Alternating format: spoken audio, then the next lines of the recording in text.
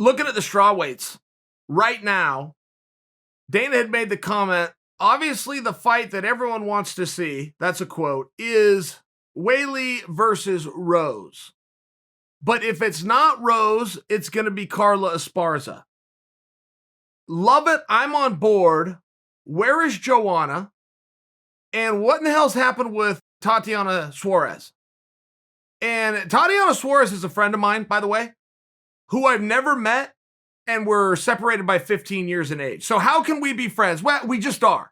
We just are. Like, she was a wrestler and I followed her career, and I was a wrestler and she followed my career, and then we know a whole bunch of the same people. I've never spoke to her. I don't have her phone number. I would call her right now. But Tatiana, when you see this, contact me. Come on this program. You got to catch me up. Because if you want to know who not only is a top contender any day, I mean, you guys remember Tatiana Suarez, right? She was undefeated and hadn't had a whole bunch of fights. It was like 5 or 6 fights, but not only has she not lost, nobody touched her. These were dominant fights. And even within that handful of matches that I just brought up, she had a number 3 ranking in the world. And the other girls in the world didn't want to fight her. She, in many ways, without captivating the media's mind, she was Khamzat Chimaev. Everything that Chimaev's doing, Tatiana Suarez already did. She just did it really fast, and then she got hurt. And she's been out well over a year. Well over. I don't know how long, but 2020 wasn't even booked, wasn't even looked at. It was somewhere into 2019. And I'm trying to remember what happened to her. It was something bad, though. It was something like a neck, or it was something like a back. But whatever it was, she was expected to make a full recovery. I just don't know where we're at on that. That's why I'm asking you. Tatiana Suarez, contact me. Right, we're Twitter friends. There's the kids call it DM. Tell me how to get a hold of you. Come on here. Let's catch up on that. I got to catch up with you on a lot of stuff. But I do have to think that when Dana's talking about the fight everybody wants to see is Rose versus Weili, yes, he's right.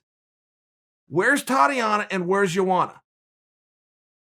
Tatiana was hurt at one point. Joanna did an interview a week ago we covered on this program where she made 3 statements. I want more money, I want a title, and I want a crowd. But she was not making those as demands. Not by my interpretation. My interpretation was somebody call me up, I'm ready to go. That was my interpretation. Not to mention she's able to go 2 different weight classes, 125, 125. 115, 125. So I'm just asking the question. Where is she? Where is she in this mix? I like the Carla Esparza, by the way. I like that whole thing. And I think that Carla learned a lot through the Ultimate Fighter. I think she learned a lot as being the champion. I think she proved a lot by the adversity she had to go through to become a world title contender. I like that Esparza angle.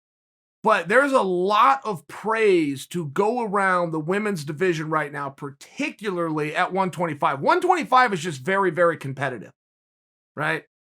And I don't want to be a jerk to the other ladies that have to compete with Amanda. I'm just being a realist when I tell you that's not competitive right now. You'll have to surprise us. You'll have to show us something that our imagination does not already know to show us you're competitive. And the same thing goes with a bullet. We're going to have some fun and we're going to tune it, but they're not competitive right now. There's a big gap. 115? Man, everybody I just named for you could be champion. 3 of the people I just named for you have been, 4 have been champion. Weili's champion. Rose has been champion. Joanna, they call her champion. Carla Esparza, champion. And Tatiana Suarez never lost a damn fight in her life. She's never lost a round. Tatiana Suarez came in and did everything that Khamzat Chimaev did. She just didn't have the media behind her. That's true. You go look that up. Any of you that don't know who Suarez is, you go look up the claim that I just made. She's everything that Khamzat is without the media behind her. So I will share one thing with you. Pat Barry is very easy to get a hold of. He's very responsive, and he's very accessible. But Pat Barry will tell me things at times that's like not a complete thought. He'll give me a statement that puts me on second base, but I don't know how we got there. I don't know what's first, and I don't know what to expect on third. He does this all the time. I asked him a couple of weeks ago, you guys will remember when it was announced, hey, Rose doesn't want to fight Weili. And Rose is coming out and go, man, I don't know who told you that, but you didn't hear that from my mouth. Right, there was this little back and then it just died down. But you guys will remember that little volley back and forth. I contacted Pat during that. What the hell's going on here? What side am I supposed to believe? So Pat tells me the day Rose read that, she ran 25 miles. Okay, does that mean she was so pissed off? She was in such disagreement? Like, Pat, something motivated her to run 25. Was it the fact that she might get the fight? The fact that she just lost the fight and had to burn off this issue? I don't know.